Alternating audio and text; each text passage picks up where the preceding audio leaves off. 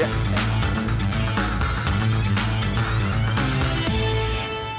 Bonjour, très cher Liemé. Bonjour Renaud. Ça va? Oui, ça va. Merci d'être en notre compagnie. Liemé avec lequel nous avons plaisir à partager cette intégrale de la revue de presse les mardis et jeudis. On va y ajouter les vendredis aussi maintenant. Et avec lui, bien évidemment, on fait le tour de la presse nationale. Liemé, on démarre avec vous aujourd'hui avec l'Inter. Et l'Inter qui nous parle de la succession du président de l'Assemblée nationale qui est malheureusement décédé le samedi 7 mai 2022. Et l'Inter nous donne des pistes pour savoir comment ça va se passer. Oui, justement, Renaud, selon nos confrères de l'Inter, c'est du chef de l'État que viendront les consignes pour le choix du nouveau président de l'Assemblée nationale. Majoritaire à l'hémicycle, le RHDP est assuré de garder la présidence de l'institution.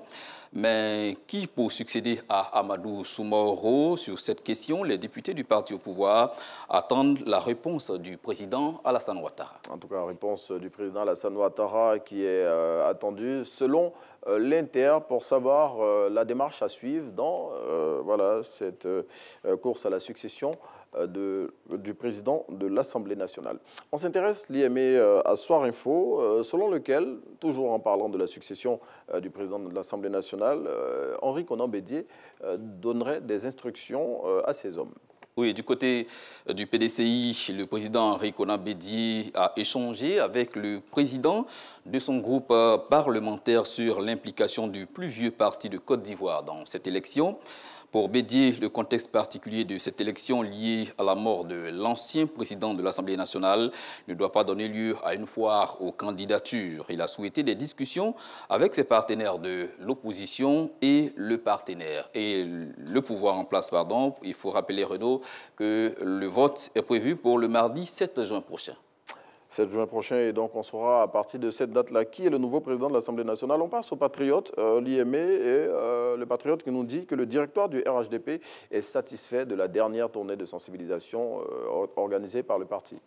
Réuni hier au siège du parti à la rue L'Épique, le directeur du RHDP se dit satisfait des 175 missions qui ont sillonné le pays. Ces missions sont allées pour évaluer les 345 départements politiques créés et Gilbert Kafanakone et son équipe ont donné mission au secrétariat national chargé de l'organisation, de l'implantation et de l'adhésion de proposer les ajustements définitifs des départements politiques afin de parachever le fichier des militants selon le Patriote.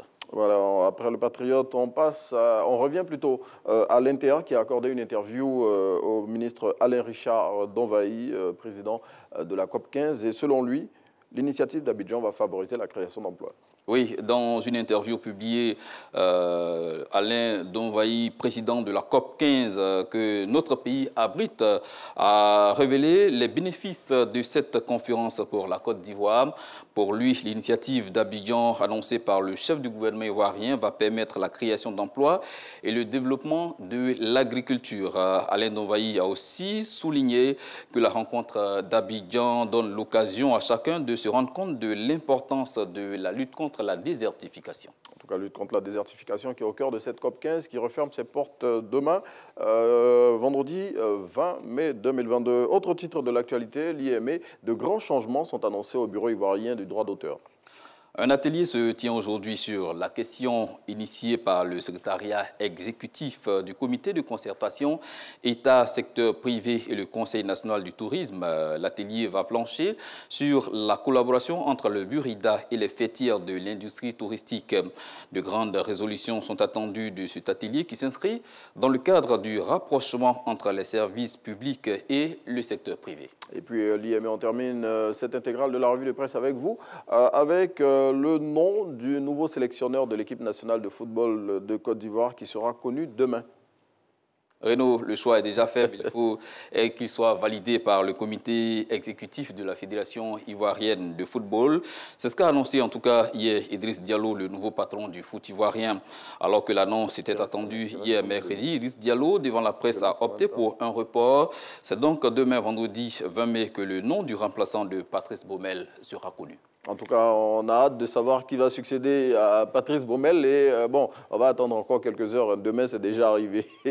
On veut tous savoir, parmi tous les noms qui ont été évoqués, qui sera le successeur de Patrice Baumel pour conduire la Côte d'Ivoire à la CAN 2023 qu'elle organise. Liamé, merci d'être venu partager les titres de l'actualité avec nous. On va vous retrouver demain avec grand plaisir pour un autre numéro de l'Intégral.